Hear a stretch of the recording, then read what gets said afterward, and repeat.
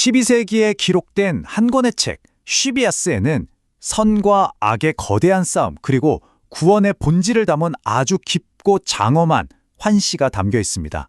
자, 오늘은 바로 그 놀라운 환시 속으로 함께 들어가 보려고 합니다. 900년 전의 환시가 어떻게 그걸 설명할 수 있을까요? 그래서 오늘은요, 역사상 가장 강력하다고 평가받는 신비체험 기록 중 하나죠. 바로 쉬비아스를 펼쳐서 그 답을 한번 찾아볼까 합니다. 그 고대의 환시 속으로 같이 들어가 보시죠. 이 환시는요, 처음부터 뭔가 뚜렷한 모습으로 시작하는 게 아니에요. 뭐랄까, 온몸을 압도하는 거룩한 힘, 그걸 먼저 느끼는 거죠. 그 거대함 앞에서 성녀는 스스로가 그저 한 줌의 먼지처럼 작게 느껴졌다고 합니다. 자, 바로 이 모습이 환시의 가장 핵심적인 이미지입니다. 상상조차 할 수 없을 만큼 거대한 옥자에 앉아 계신 분, 그저 눈부시게 빛나는 형상으로만 보이죠. 자, 이 환시에 등장하는 것들은 그냥 그림이 아니에요. 하나하나 깊은 상징을 담고 있죠. 먼저 저 돌 왕좌, 저건 하느님의 영원하고 흔들림 없는 안정성을 뜻하고요. 그리고 저 눈부신 형상은 바로 전능하신 하느님 자신인데 그 영광이 너무 강해서 우리가 제대로 볼 수조차 없는 거죠. 그리고 저 위에 떠 있는 흰 구름, 저건 순수한 지혜를 상징한다고 해요. 그러니까 이 모든 게 인간의 언어로는 다 표현할 수 없는 거대한 개념들을 보여주는 상징인 셈입니다. 그런데 정말 놀라운 건 이겁니다. 이토록 신성하고 전능한 권능의 한가운데 하느님께서 품에 안고 계신 게 있어요. 바로 인류를 상징하는 거죠. 우리가 이렇게 연약하고 결점이 많은데도 이렇게나 친밀하게 우리를 품고 계시다는 걸 보여주는 거예요. 하지만 이 장엄하고 평화로운 광경은 곧 깨지고 맙니다. 바로 한 반역의 이야기 때문인데요. 어떻게 빛이 어둠이 되었는가? 그 이야기입니다. 한시에서는요, 최초의 천사들을 우리가 흔히 생각하는 날개 달린 모습으로 그리지 않아요. 그 대신 하느님의 영광으로부터 태어난 빛나는 불꽃들이라고 묘사합니다. 정말 순수하고 밝게 타오르는 불꽃들의 군단을 한번 상상해 보세요.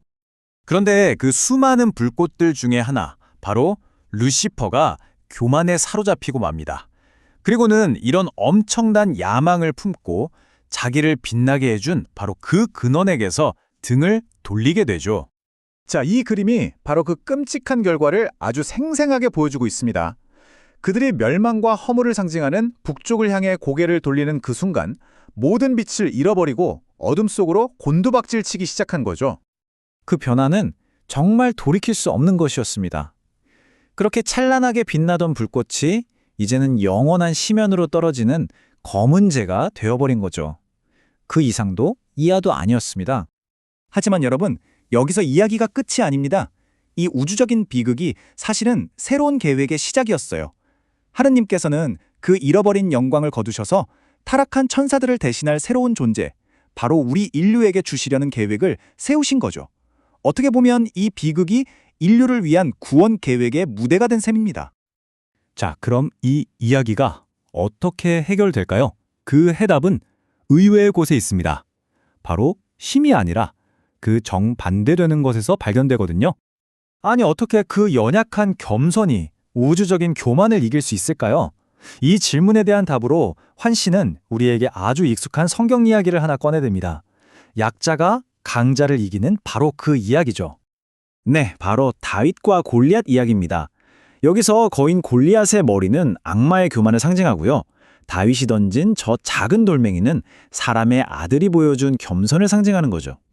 그러니까 사람의 아들이 보여준 그 겸손, 그러니까 스스로 인간의 계기로 선택하고 십자가의 고통까지 받아들인 그 겸손이야말로 악마의 교만이라는 거대한 머리를 쓰러뜨린 결정적인 돌멩이였다는 겁니다. 악마는 이걸 전혀 이해하지 못했어요.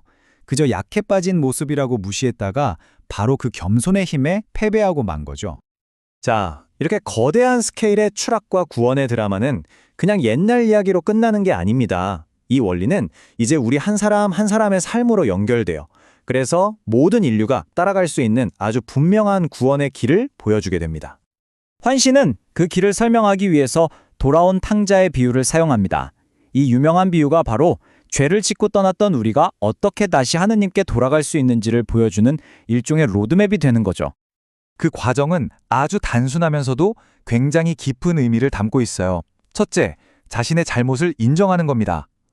아버지, 제가 하늘과 아버지께 죄를 지었습니다. 라고 겸손하게 고백하는 거죠. 둘째, 하느님과 멀어졌던 삶에서 돌아서서 다시 그분께로 나아가는 겁니다. 그리고 마지막으로 그분의 은총을 받아들이는 거예요. 그러면 우리는 더 이상 종이 아니라 사람의 아들의 희생 덕분에 자유로워진 진정한 상속자로서 환영받게 된다는 겁니다.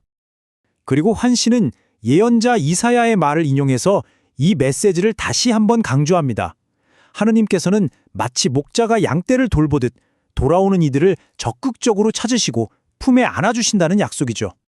자, 그리고 이 환시는 모든 것을 아우르는 하느님의 권능을 하나의 거대한 황금원으로 묘사하면서 마무리됩니다. 정의에서 시작해서 멸망을 거쳐 다시 제자리로 돌아오는 완벽한 질서를 상징하죠. 그러니까 천사들의 타락 같은 엄청난 사건조차도 결국에는 이 완벽한 질서와 통제 아래에 있다는 걸 보여주는 겁니다. 결국 이 모든 이야기는 하나의 진실로 이어집니다. 하느님의 본성은 바로 절대적인 정의 그 자체라는 것. 그 어떤 불의에도 흔들리지 않고 모든 죄와 불의를 남김없이 태워 없애는 정화의 불과 같다는 거죠. 자, 이렇게 12세기의 저서 쉬비아스가 들려주는 장엄한 환시를 함께 살펴봤습니다. 이 이야기는 900년이 지난 오늘을 사는 우리에게 마지막으로 이런 질문을 던지는 것 같아요. 겸손과 교만의 이 거대한 우주적 싸움, 이 이야기가 과연 강함과 약함에 대한 우리의 생각에 어떤 도전을 던지고 있을까요?